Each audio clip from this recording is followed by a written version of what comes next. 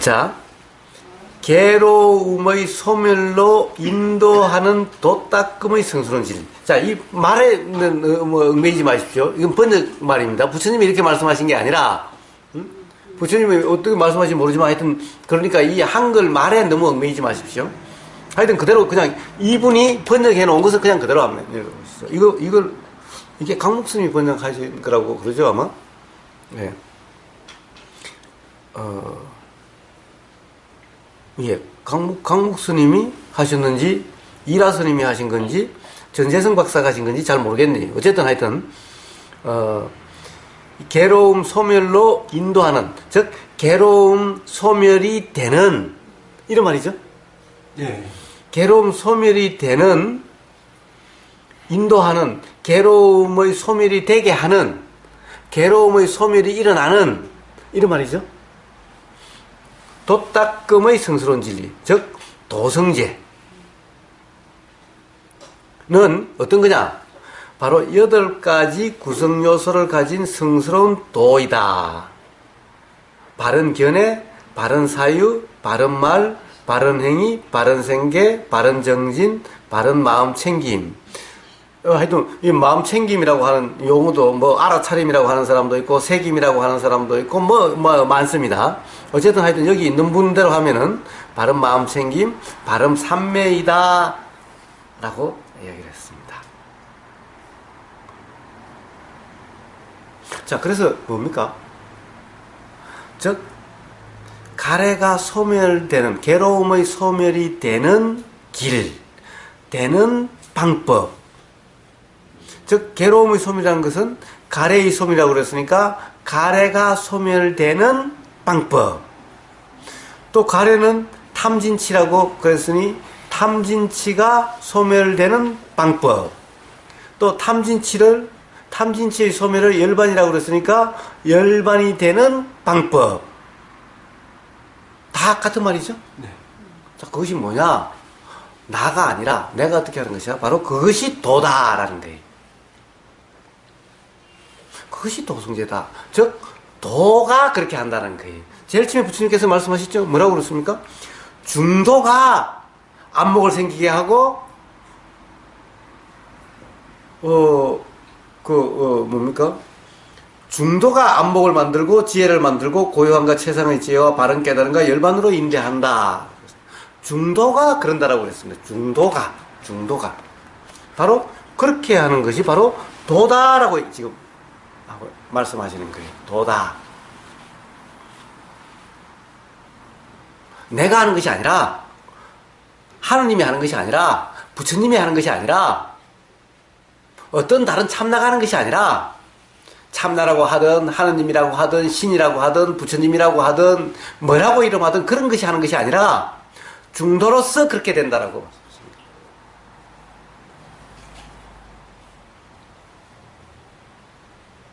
중도로서 그렇게 된다. 도로서 그렇게 된다.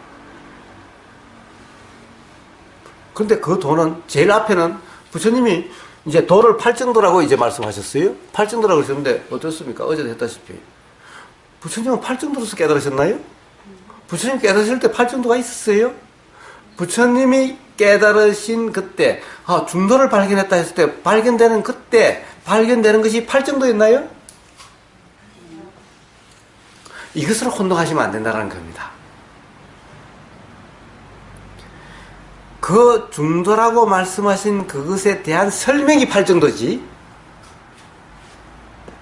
팔정도를 통해서 그런 것이 아니고 팔정도가 경험되신 그것이 아니라는 거예요.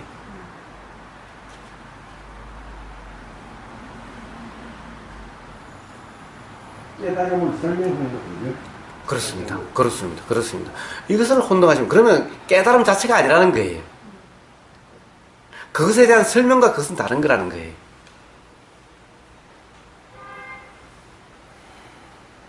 이 점에 대한 기본 이해가 있어요. 이 점에 대한 혼동이 없어야 되는 겁니다.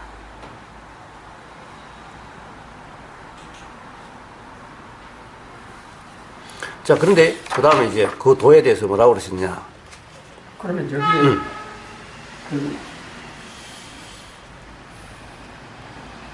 그 길이 팔정도다라고 부처님이 하신 말씀 그대로가 아닌 거네요. 그러니까 여기에 나오는 예. 그 자, 여기에는 8가지 구성 요소라고 이렇게 돼 있어요. 그런데 또 부처님의 다른 기록, 부처님 말씀에 대한 다른 기록, 즉 앙구따라 니까야에 보면은 앙구따라 니까야는 그렇게 된답니다. 이 숫자로 사성제 하면 사의 모임에 사라고 하는 것이 나오는 모임에 사성제가 기록되어 있고, 이 팔정, 예를 들면 팔정도라면 8이라고 하는 그 모임에 이렇게 돼 있어야 되는데 8이라고 하는 그 숫자에 관련된 경의 모임에는 아무리 찾아도 팔정도가 나오질 않는데요. 그런데 10이라고 하는 그 숫자의 모임에 이게 나오는 거예요. 그런데 거기에는 8가지로 설명하신 것이 아니라 10가지로 설명하신 거예요. 바른 삼매 다음에 바른 지혜 그리고 바른 해탈까지가 있는 거예요. 8이라고 하는 숫자 모음에는 팔정도라는 것이 언급이 되질 않는 거예요. 팔정도라는 것이 나오질 않는 거예요. 그러니까 부처님이 이 또한 중도, 도라는 것 또한 8가지로 설명하셨다가 10가지로 설명하셨다가 또 어떤 사람에게는 기록되지 않는 옆에 아난이 오줌 누러 가는 사이에 뭐 말씀하시는지 모르지만 그때는 몇 가지로 설명하시는지 알 수가 없다는 거예요. 어제 제가 처음에 참석 못해서 못 들었는데, 그러니까 기본 그 가장 짧게 중도를 표현하신 것이 감각적 욕망을 추구하지도 말고 억누르지도 말고 라는 그거. 그렇습니다. 그것은. 예. 지금 초점법륜경 안에는 그것이 제일 서두에 나오지가 않고 그것이 안 나오는가 보죠? 나와요. 뒤에 나오는. 앞에 나와요. 앞에 나와 있습니다. 예, 제일 처음에 나와요. 제일 처음에 나와 있습니다. 이거 이제 그 설명이 좀 있었어요. 자, 그래서 이 팔정도는 결국 뭡니까? 발견하신, 깨달으신 중도에 대한 설명이지 중도 그 자체가 아니다라는 거예요. 자, 그 깨달으신 그 경험 자체가 아니다라는 거예요.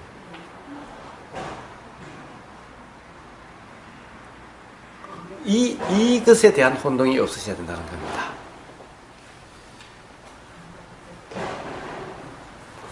자, 그렇게 아시고 다음에 한번 넘어가겠습니다. 자, 그러면은 이 도는 이렇습니다. 부처님이 이렇게. 자, 이것이 괴로움의 소멸에 이르는 방법인 인도하는 도닦음의 진리다. 즉, 도닦음이라고 하는 것이 어디 있는지 모르지만 도의 진리다. 이러면 도성제다. 이런 말씀이죠. 이것이 바로 이래야 괴로움의 소멸에 이르게 된다라고 하는 그런 깨달음이 일어났다. 전에 들어보지 못한 알아짐이 있었다. 지혜가 생겼다. 깨달음이 생겼다. 이런 말씀이시죠. 그 다음에 이 괴로움의 소멸로 인도하는 도는 닦아져야 된다. 닦여져야 된다. 라는 또 어떤 깨달음이 일어났다라고. 도는 머리로 도가 뭐다 아는 것이 되는 것이 아니라 도는 닦아져야 된다는 거예요. 닦아져야 된다. 닦아야 되는 게 아니고. 예. 여기는 닦아졌다, 닦아져야 된다 라고 했는데 그 실제로 부처님이 뭐라고 말씀하시는지 잘 모르겠어요. 그런데 뒤에 무아를 말씀하시는 거 보면은 내가 없는데 닦아야 될 내가 없는데 닦아야 된다라고 표현하시지는 않으셨을 거 아닌가 로 이해가 됩니다. 이 두 번째가 바로 무아경이라고 이름하는 경이 있는데 이 무아경의 설명을 보면은 제일 처음에 이럽니다. 본경은 부처님이 이 세상에서 하신 두 번째 설법으로. 저는 안 들어봤으니까 모르겠어요. 단지 여기에 두 번째 설법이 무아경이라고 나와 있어요. 그러니까 이제 가령 경계엄선님처럼 이렇게 물으셨겠죠. 제자들이 이렇게 하니까 부처님 그럼 도대체 닦아야 되는 겁니까? 부처님 말씀을 가만히 들어보니까 닦아져야 된다. 닦아줘야 된다. 왜 닦아줘야 된다고 합니까? 왜 닦아야 된다고 말씀하시지 않습니까? 라고 누군가 질문했을지 모르죠? 그러니까 이제 뒤에 무화경으로, 이제 무화경을 쓰는 거예요. 내가 한다는 것이 있느냐? 도대체 하는 내가 있느냐? 생각을 내가 하는 거냐? 느끼는 것을 내가 하는 거냐? 이 인식한다, 의도하는 것을 내가 하는 거냐? 안다라는 것을 내가 하는 거냐? 이 물질 작용, 몸에서 일어나는 이 물질 작용을 내가 하는 거냐? 어떤 것도 하는 것이 아니라 되어지지 않더냐? 이것을 갖다가 내가 이렇게 하려고 하면 이렇게 되고 저렇게 하려면 저렇게 되더냐? 즉, 배탈나는 것을 내가 배탈나지 않으려고 하면 배탈이 안 나더냐? 배탈나지 않으려고 해서 안 나는 그 배탈은 내가 내는 것이 아니지 않느냐? 생각하려고 하지 않아도 생각이 일어나는 것은 내가 생각하는 것이 아니지 않느냐? 그래서 생각하는 그러한 나는 없다. 물질 작용, 몸에서 일어나는 이 작용을 하는 그런 나는 없다. 그래서 무하라 이름한다. 그러니 닦아야 한다라고 말할 수 없는 것이 아니냐? 아마 라고 그렇게 말씀하시지 않았을까? 이게 바로 두 번째 설법하신 무화경의 핵심 내용이 아닌가? 틀림없이 닦아야 되는 겁니까? 이건 내가 해야 되는 거예요. 왜 그렇게 말씀하십니까? 내가 닦아야지. 내가 소멸시켜야지. 내가 정화시켜야지. 라고 그러시니까 그러한 내가 있느냐라고 물으시는 거예요. 이 설법이 바로 무화경이지 않았을까? 그래서 두 번째 나오지 않았을까? 두 번째 말씀하시지 않았을까? 라고 경험을 통해서 이해된 바에 의하면은 그렇게 이해가 됩니다. 무화경도 조전 법령 중에 속합니까? 아니요. 두 번째, 그 다음에. 그리고 그 다음에 말씀하십니다. 도 닦음의 진리는 닦아졌다. 도는 닦아졌다. 닦아졌다라는 것이 먼저 알아졌다는 거예요. 닦아졌다. 그것도 닦았다가 아니고 닦아졌다. 왜 여기도 닦아졌다라고 되어 있네요. 예. 내가 한 게 아니고. 예. 닦아줬다라는 것이 알아졌다. 자, 이게 도성제에 대한 부처님의 설명입니다. 그러니까 그게 무아이기 때문이기도 하고, 이게 그러니까 닦아야 된다. 닦았다. 이러면 사람들이 닦으려고 막 애쓰고 해서 안 될까봐 설명이 미긴 하니까. 닦여져야 한다. 이렇게 미리 알려주시려고 이렇게 표현하신 거죠. 어쨌든 전체적인 것으로 보면은 전체적인 표현이 아무리 이분이 알고서 번역했든 모르고서 번역했든 그것은 잘 모르지만은 기본적으로 보면은 다 부처님이 어떻게 했다라는 표현이 아니다라는 것이 이해가 되죠. 예. 예? 전부 다 전에 들어보자면 생겼다, 일어났다, 깨달아졌다, 전부 이렇게 다 표현을 하시죠.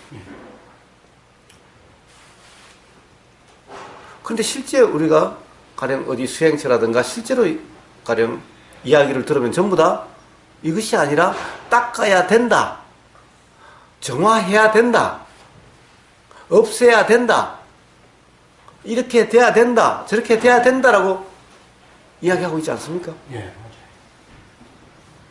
자, 그 차이를 이해가 되셔야 되는 겁니다.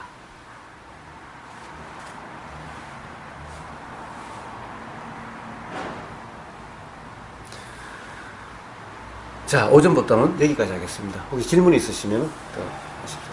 선생님, 그럼 예. 딱 문제를 말씀하신 예. 닦아져야 된다. 예, 예, 닦아야 된다. 예. 닦아진다. 예. 닦아져야 된다. 예. 그건 뭔 말이죠? 차이요? 네.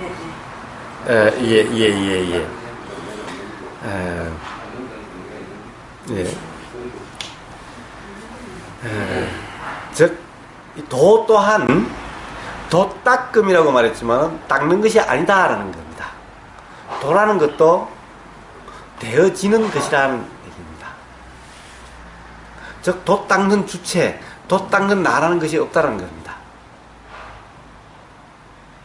이 이해는 말로서 생각으로서 이해될 수 있는 것이 아니라 경험으로서 이해됩니다.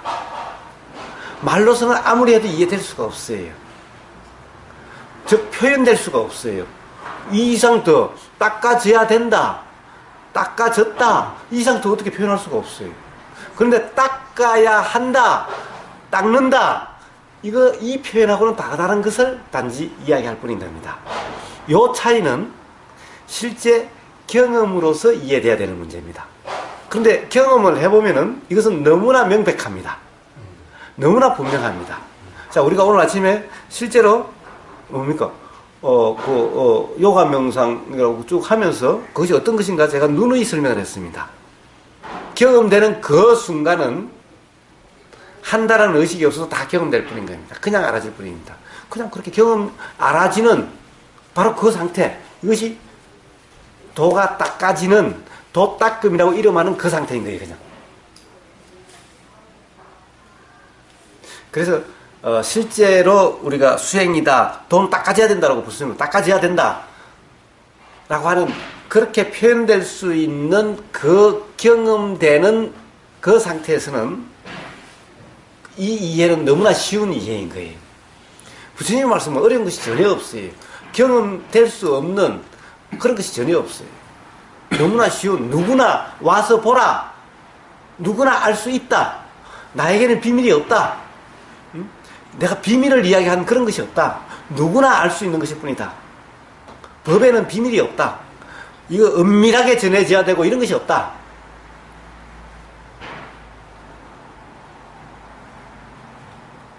그래서 누구든지 경험을 통해서 누구든지 이해될 수 있는 것인 겁니다. 어떻게 오늘 가십니까? 내일까지 계십니까? 네. 아, 예. 그럼 내일 아침에 한 번 더 그런 것을 해보겠습니다. 예. 그리고 또 나중에 가령 개인 어떤 면담이나 그런 것이 필요하실 때 그때 다시 더 설명하도록 하겠습니다. 예. 선생님, 그 우리 요 불교 거기에 시절 인연이 되어야 꽃이 핀다. 예. 이거하고 그거하고는 다릅니까? 예. 모든 작용의 이치가 시절 인연이 돼야 꽃이 핀다는 말인 겁니다. 즉 무슨 말입니까? 원인과 조건이 돼야만 꽃이 핀다라고 하는 이 말일 뿐인 겁니다. 이거하고 방금 그거 닦여졌다. 예. 이거하고. 그거하고는 전혀 상관이 없습니다. 예. 모든 우주 만물 만상은 사실은 이 연기작용이라고 설명될 수 있는, 그렇게 작용되고 있는 겁니다. 그렇게 작용하게 하는 주체도 없고, 작용하게 하는 하나님도 없고, 작용하게 하는 신도 없고, 작용하게 하는 참나도 없습니다. 단지 그렇게 작용되는 것만 있을 뿐인 겁니다. 그런데 작용되는 어떤 한 순간을 그렇게 표현할 수가 있는 겁니다. 우리가 이 들리는 이 작용도 바로 시절 인연이 돼서 꼽히는 것과 같습니다. 보이는 이 작용도 바로 시절 인연이 돼서 꼽히는 것과 같습니다. 생각의 작용도 그렇고 모든 경험되는 모든 작용은 다 시절 인연이 돼서 꼽힌다라고 표현될 수 있는 그런 작용들인 겁니다. 그것이 특별한 의미거나 특별한 경우를 이야기하는 것이 아닌 겁니다. 단지 어떤 경험을 좀 중시하는 말일 뿐인 겁니다. 즉 깨달음이라고 하는 그것을 다른 경험과 구분해서 이야기하는 것일 뿐인 겁니다. 그렇기 때문에 사실은 그 말이 더 불편하게 하고 혼동을 일으키게 합니다. 왜 그러냐? 부처님은 법에도 머물지 말라라고 이야기를 했습니다. 그 법이라고 하는 것은 부처님은 바로 진리, 이치가 알아짐, 이치, 이런 것이 다 포함된 것이 법입니다. 법에도 머물지 말려고 했는데 법에서 법으로 알아지는 그것을 시절 인연이 돼서 꼽힌다라고 표현한다는 것은 그 경험을 차별하는 거고 그 경험에 머무는 겁니다.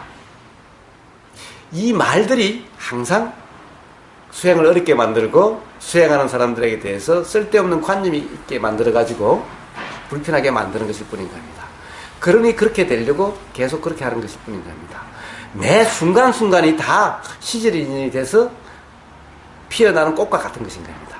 생각작용이 알아진다는 생각작용이 그렇고, 느낌작용이 그렇고, 보이는 작용이 그렇고, 들리는 작용이 그렇고, 매 순간의 모든 작용은 다 시절 인연이 돼서 꼽히는 것과 같은 작용인 겁니다. 깨달음만 그런 것이 아닌 겁니다.